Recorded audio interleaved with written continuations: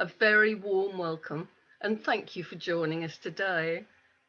My name's Jean Francis and I'm Chair and Inspirational Director of Last Wishes Leave Your Legacy.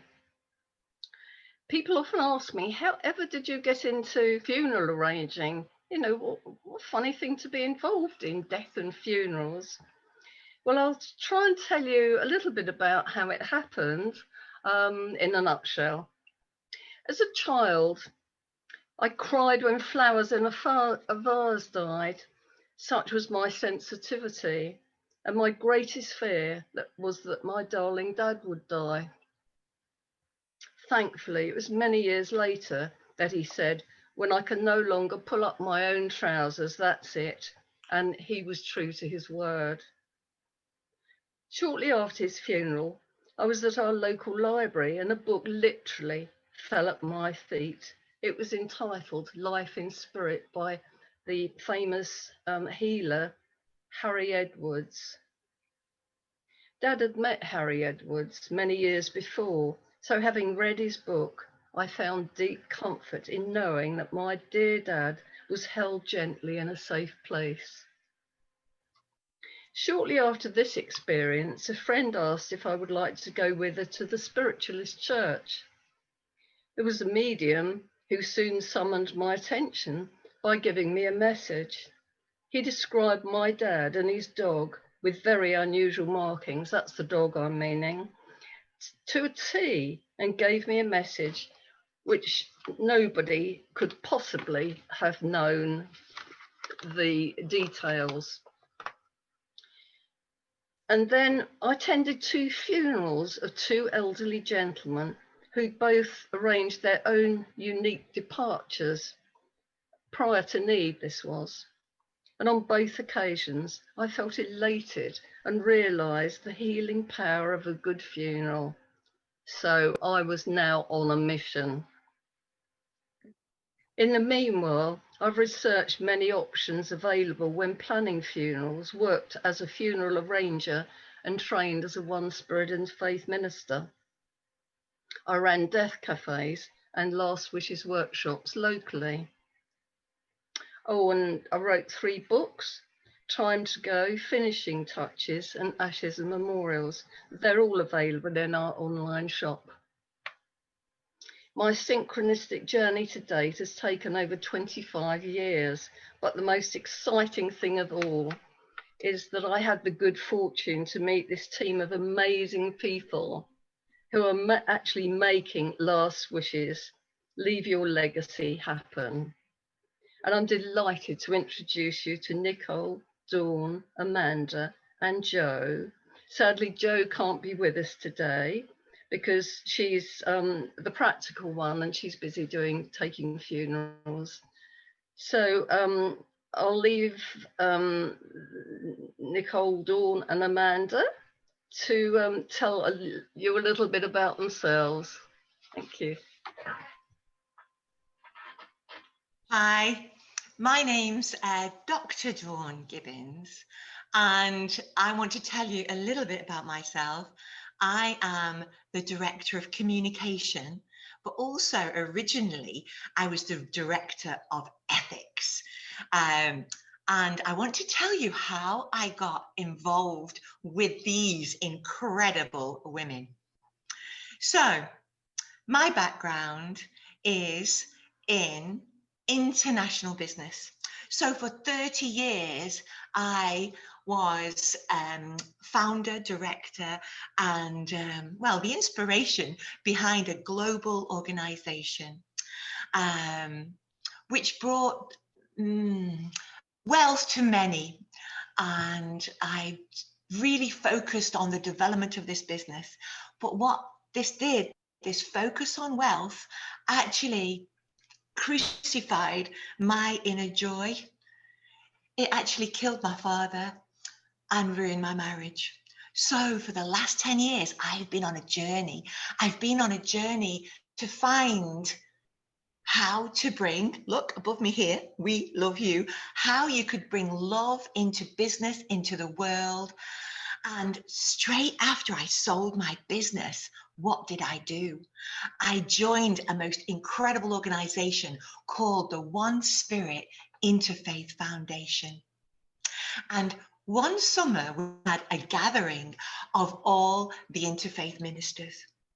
And at that gathering, I was challenged because at one of the sessions, I think it was a dinner time session, you had to choose if you wanted to go and learn about how to bring love into your life, go and connect with nature. But there was one session that was like a death cafe. And you know, that made me shiver throughout every cell in my body. And the person who was actually hosting that death cafe was our beautiful Jean Francis, our chair and director of inspiration. Now, I would say that was life-changing for me. Meeting Jean and actually talking about death was such an inspiration because I'd never done it. It was taboo. So meeting Jean then and actually becoming an ordained life celebrant gave me a new life's journey. And it actually helped me really find,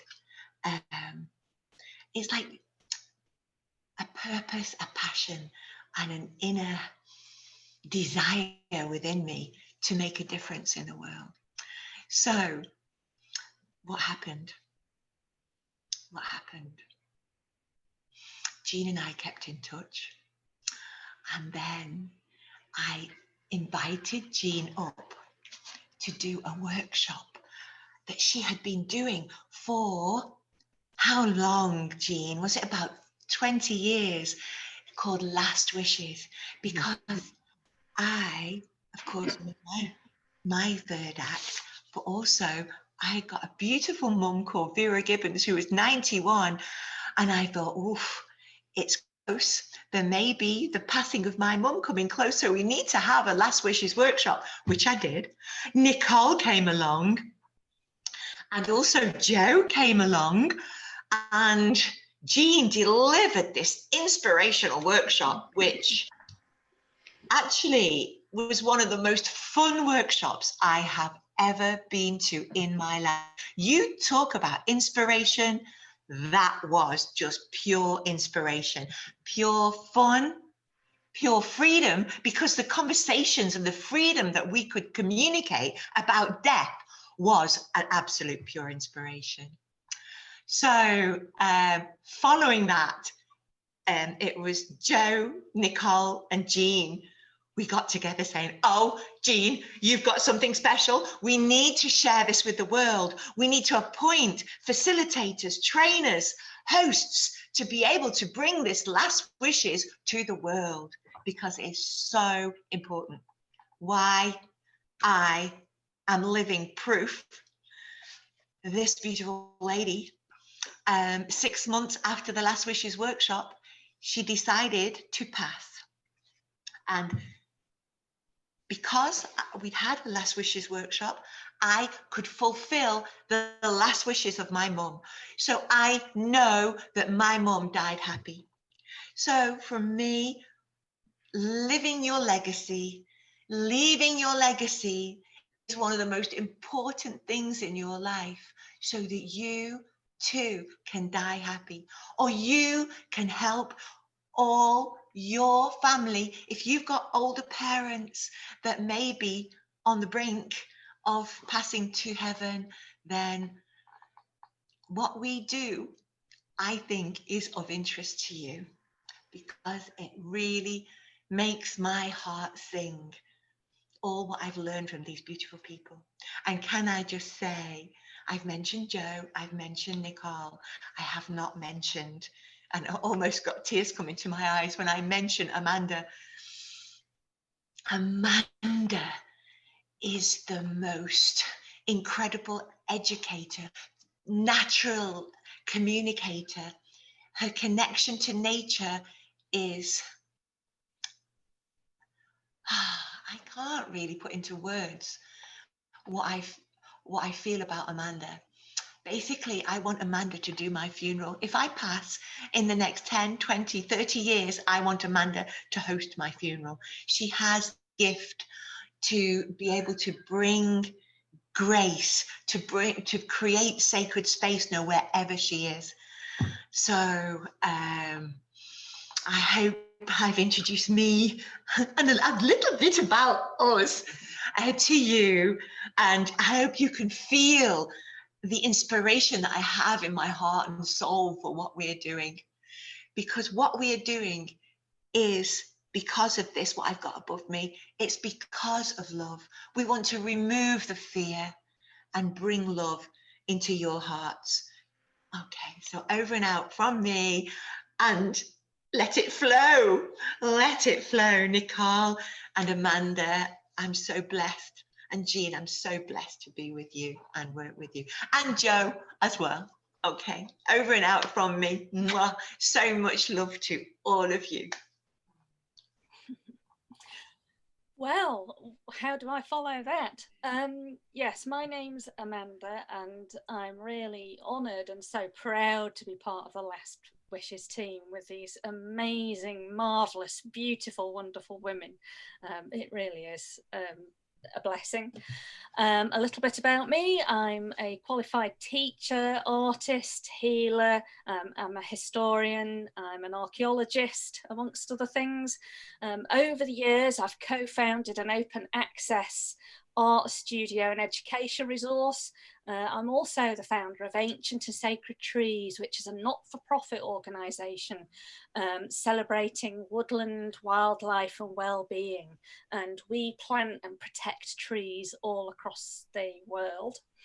I got involved with Last Wishes, partly because I'm friends with these guys, but it was after attending the amazing funeral of my beautiful friend Anna, and she had this wonderful eco-friendly alternative funeral, and it was so beautiful, and we all gathered in the village hall, and it was beautifully decorated, and she was there in her willow casket, and lots of people said really beautiful words about her, and then we all went in procession down to the natural burial ground singing some really beautiful songs, and we gathered around the graveside with flowers and more beautiful words were said, a beautiful ceremony, and then we all went back to the village hall and continued with the beautiful speech.